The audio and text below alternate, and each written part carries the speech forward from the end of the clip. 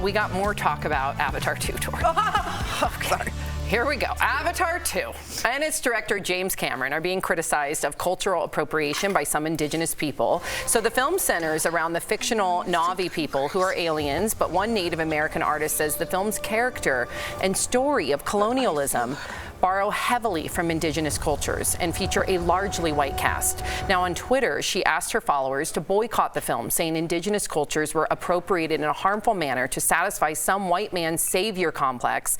She also called for the end of, quote, blueface. She also called out, quote, racist comments that James Cameron had made in 2010 to The Guardian. He mentioned that reimagining Native American history was the inspiration for the first Avatar film. He said, quote, I couldn't help but think that if the Lakota Sioux had a time window and they would see the future and they could see their kids committing suicide at the highest suicide rates in the nation because they were hopeless and they were a dead-end society, they would have fought a lot harder. Yikes. Okay. Erica's making a face. Let's hear it, Erica. What? I mean, here's the thing. If you look on the response on social media, people just at its face value saying that it's appropriating Native American culture, people are not understanding where this is coming from, and I think utilizing James Cameron himself, his quote about what the inspiration for the film was, on top of the super problematic explanations that he gave underneath that, people keep making it seem like it's a leap to call this appropriation. This is a bridge, this is a connector, and I think that the sentiment of this is appropriation and this is going against my culture is something that needs to be listened to. We don't have to speculate about the connection. He told us the connection. Yeah, I think that this could have been used as a teaching tool because we refuse to discuss in this country its bloody history. You know, this country, especially what happened to the indigenous folks here, the ripples from that are still being felt today. The situation on our reservations are dire. The suicide rates are, I was talking to the woman that's up the street at the bakery we like to go to get coffee, and she said she has a friend that covers, he does a documentary about how many suicides happen within indigenous culture. So that's a conversation not a lot of people want to have. It's a very uncomfortable conversation about why that's happening. So sometimes we have an allegory, like a story like this, but his comments were so inappropriate that it takes away any kind of teaching tool this could have been. Because quite frankly, I don't think a lot of people, unfortunately, would sit down and watch a real documentary about what really happened. But if they did get it this way, it's like putting a little sugar along with the medicine. I think people could have learned something, but because of the comments, Tory just made it impossible. Yeah, I completely agree.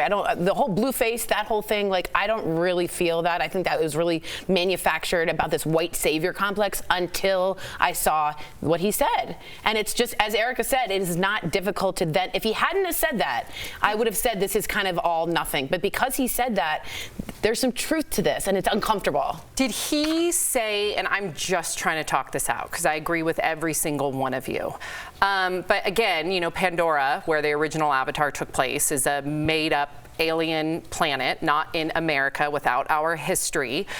And these alien creatures are not Americans or indigenous people where they are to that planet. So I understand that. But his comments, which are egregious and offensive, were after the first Avatar. Is there a possibility that he has evolved? It's been, what, 20-something years that he's evolved since Avatar 2, and those comments for his first Avatar, which I agree with you, those comments are offensive.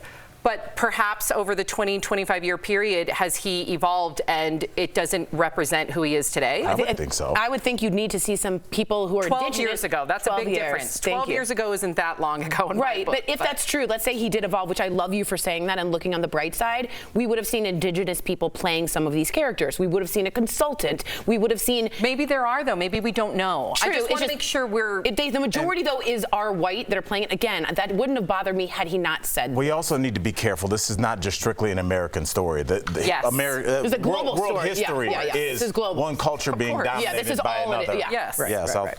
We can talk about the Mongols and the Huns and what used to happen when they would roll into town. Apartheid, all of that. Yes. So thank you for that. Okay, so police, we're going to move on. This is a story that we have been following, and police are still looking for Megan Thee Stallion's former bodyguard after he failed to show up to testify in court. So Justin Edison was supposed to testify on Friday in the trial of Tory Lanez, who is accused of allegedly shooting Megan in the foot, but Justin never showed up.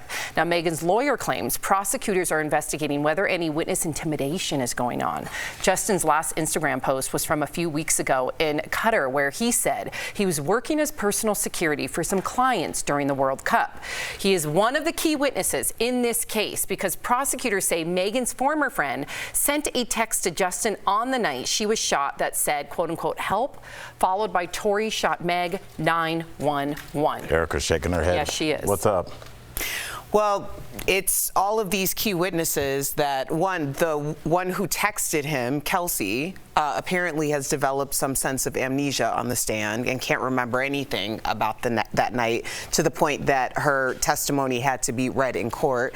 And then you have the security guard who is missing. There just seems to be, I can't go as far as to say obstruction because we don't know for sure and we're not legal experts and we aren't in the courtroom, but it certainly smells like obstruction. Right. You don't have to be a legal expert to realize that your key witness is in another country.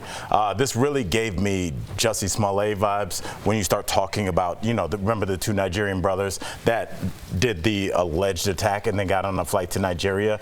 The reason people employ these tactics, and Tory, you know better than anybody, is because they work. If you don't have a couple key witnesses or one in a case that's kind of not he said, she said, but not, it's not on camera, it makes it a lot more difficult to prove beyond a reasonable doubt. So, Tory, what do you think about this? I think you can go as far as to say this is obstruction, only because he holds the key, right? The text message has to come from him or it's hearsay. Here's my thoughts. We see him in Qatar or Qatar, however you want to say it. You can say either. You can say either, that's right. And I'm wondering, again, just speculation, did he go to a country in which there is less extradition rights so he doesn't have to be subpoenaed to come back to the United States? There's a reason you go, maybe it is the World Cup.